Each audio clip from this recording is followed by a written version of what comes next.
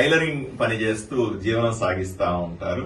పద్మశాలి సంఘానికి సంబంధించిన పెద్దలందరూ కూడా ఇక్కడ నాతో పాటుగా ఉన్నారు.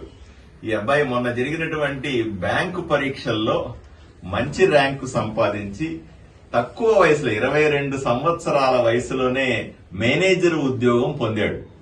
ఈయన్ని ప్రశంసించడానికి, సన్మానం చేయడానికి నేరుగా నేనే వాళ్ళ ఇంటికి వచ్చాను. ఈ రోజు వాళ్ళ ఇంట్లో కూర్చొని అమ్మగారు, వాళ్ళ అమ్మ ఇక్కడ ఉన్నారు, వాళ్ళ బంధువులంతా ఇక్కడ ఉన్నారు.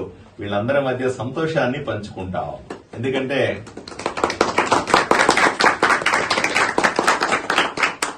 ఆదోనిలో ఎంతో మంది యువకులకు స్ఫూర్తి అయినటువంటి ఈ అబ్బాయి నిజంగా మనం అభినందించాల్సిందే.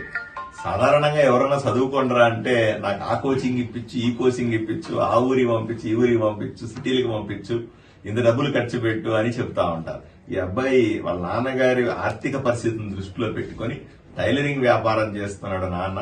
వాళ్ళ పెదనాన్న ఉన్నాడు, చికెన్ పకోడీ చేస్తా ఉంటాడు అంటాడు. ఇంకొక పెదనాన్న ఉన్నాడు, ఆయన ఆటో దోలుతూ ఉంటాడు. ఇంత చిన్న కుటుంబంలో నుంచి కూడా వాళ్ళమ్మ ఇళ్లలో పనిచేసి బిడ్డను సాకింది. ఎంత గొప్ప కుటుంబం ఆలోచన చేయండి, ఎంత ఆదర్శవంతమైన కుటుంబం ఆలోచన చేయండి.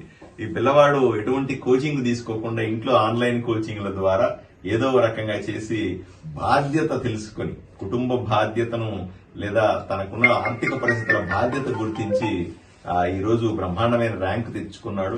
మంచి మార్కులు తెచ్చుకుని ఇప్పుడు మేనేజర్, బ్యాంక్ ఆఫ్ బరోడాలో మేనేజర్ ఉద్యోగం వచ్చింది ఆయనకి. కాబట్టి నేనే ఎమ్మెల్యేగా ఎందుకు వీళ్ళ ఇంటికి వచ్చి అభినందిస్తున్నానో ఒకసారి ఆలోచన చేయండి. ఇటువంటి పిల్లలు కేవలం వాళ్ళ కుటుంబానికే మాత్రమే కాకుండా ఆదోనికి కూడా గర్వకారణంగా మనం చూడాల్సిన అవసరం ఉంది. మిగిలిన అందరూ కూడా, ఆదోనిలో ఉన్నటువంటి మిగతా యువత కూడా ఈ పిల్లవాడిని ఆదర్శంగా తీసుకుని మరింతగా ఈ రకంగా ఆలోచన చేసి వాళ్ళ కుటుంబాలని ఆదుకోవాల్సిన అవసరం ఉంది. మంచి ఉద్యోగాల్లోకి వెళ్లాల్సిన అవసరం ఉంది. వాళ్ళ కుటుంబాలకు మంచి పేరు తేవాల్సిన అవసరం ఉంది. ఆదోనికి కూడా మంచి పేరు తేవాల్సిన అవసరం ఉంది. ఈ కర్నూలు జిల్లాకి, ఆంధ్రప్రదేశ్ కూడా గర్వకారణంగా మారాల్సిన అవసరం ఉందని నేను అందరికీ కూడా విజ్ఞప్తి చేస్తా ఉన్నాను.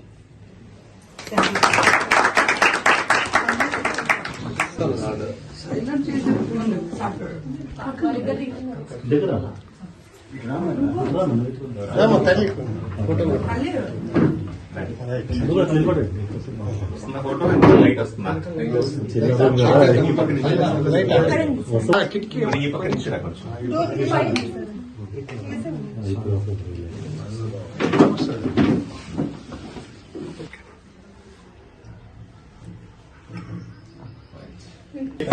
కొద్దిగా ఒకరొకరు ఇట్లా ఫోటో తీస్తాను.